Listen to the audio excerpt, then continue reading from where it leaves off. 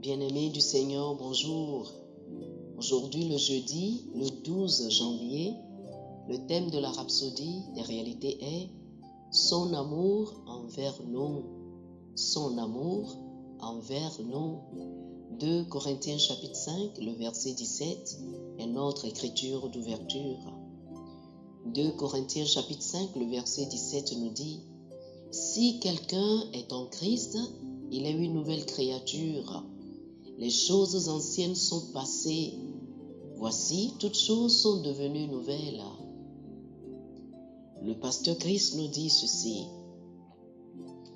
Contrairement à ce que plusieurs pensent, il n'en faut pas plus pour naître de nouveau. Tout ce qui est nécessaire est de venir en Christ. Romains chapitre 10, le verset 9 dit « Si tu confesses de ta bouche le Seigneur Jésus, et si tu crois dans ton cœur que Dieu l'a ressuscité des morts, tu seras sauvé. » C'est tout ce que le pécheur doit faire. Une fois que le pécheur vient en Christ, soudainement, les vieilles choses sont passées. La Bible ne dit pas qu'il ou elle devrait essayer de changer les vieilles choses. Dieu n'attend pas que les pécheurs changent leurs anciennes habitudes avant de venir à lui. S'ils pouvaient le faire eux-mêmes, ils n'auraient pas besoin de Jésus. Romains chapitre 5, le verset 10 dit « Car si, lorsque nous étions ennemis, nous avons été réconciliés avec Dieu par la mort de son Fils, à plus forte raison, étant réconciliés, serons-nous sauvés par sa vie. Comme le Seigneur est gracieux, nous nous sommes réconciliés avec lui à un moment où nous ne le connaissions même pas, alors que nous étions encore ennemis. » Éphésiens chapitre 2, verset 4 et verset 5 dit « Mais Dieu, qui est riche en miséricorde, à cause du grand amour dont il nous a aimés, nous qui étions morts par nos offenses, nous a rendus à la vie par Christ. C'est par grâce que vous êtes sauvés. » Il nous aimait quand même lorsque nous étions morts dans le péché. La Bible dit dans Romains 5, le verset 8, « Mais Dieu prouve son amour envers nous en ce que, lorsque nous étions encore des pécheurs, Christ est mort pour nous. » Romains chapitre 4, versets 4 et 5 nous montre comment cela est arrivé. Il dit, « Or, à celui qui fait une œuvre, le salaire est imputé, non comme une grâce, mais comme une chose due. Et à celui qui ne fait point d'œuvre, mais qui croit en celui qui justifie l'impie, sa foi lui est imputée à justice. » Notre Dieu justifie les impies.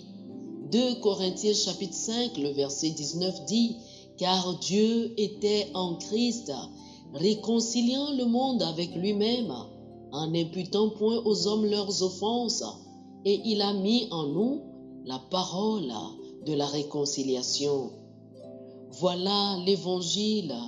C'est à propos de Jésus-Christ et son grand amour pour toute l'humanité. C'est au sujet de la vie éternelle et de la justice qu'il a librement mis à la disposition de tous, ce qui devient une réalité vitale dans la vie de celui qui accepte cette vérité en confessant la Seigneurie de Jésus-Christ. Oh, alléluia! Chers amis, faites cette prière avec moi. Cher Père Céleste, je prie pour les non-sauvés du monde entier, en déclarant des ouvertures pour que l'Évangile les atteigne et fasse l'impact sur eux aujourd'hui. Toute résistance est brisée et ils reçoivent la vérité avec compréhension et embrassent ta parole pour leur salut au nom de Jésus. Amen. Oh, alléluia. Pour une étude approfondie, je vous invite à lire 2 Corinthiens chapitre 5, du verset 19 au verset 20, et Colossiens chapitre 1, verset 21 au verset 22. 2 Corinthiens chapitre 5, les versets 19 et 20, et Colossiens chapitre 1, versets 21 et 22. Que le Seigneur vous bénisse. Amen. Chers amis auditeurs, nous espérons que vous avez été bénis par ce dévotionnel. Nous vous invitons à faire de Jésus-Christ le Seigneur de votre vie. Si vous voulez recevoir le Seigneur Jésus comme le Seigneur et le Maître de votre vie, faites cette prière avec moi. Dites ceci après moi, s'il vous plaît. Ô Seigneur Dieu, je crois de tout mon cœur en Jésus-Christ, Fils du Dieu vivant. Je crois qu'il est mort pour moi et Dieu l'a ressuscité des morts. Je crois qu'il est vivant aujourd'hui.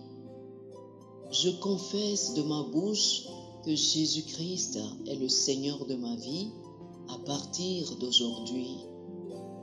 Par lui et en son nom, j'ai la vie éternelle. Je suis né de nouveau. Merci Seigneur d'avoir sauvé mon âme. Je suis désormais un enfant de Dieu. Alléluia. Félicitations, vous êtes désormais un enfant de Dieu. Pour recevoir plus d'informations sur comment vous pouvez grandir en tant que chrétien et pour avoir une copie physique et une copie électronique de la Rhapsodie des réalités, appelez-nous sur le plus 228 91 74 69 79 plus 228 91 74 69 79. Que le Seigneur vous bénisse abondamment.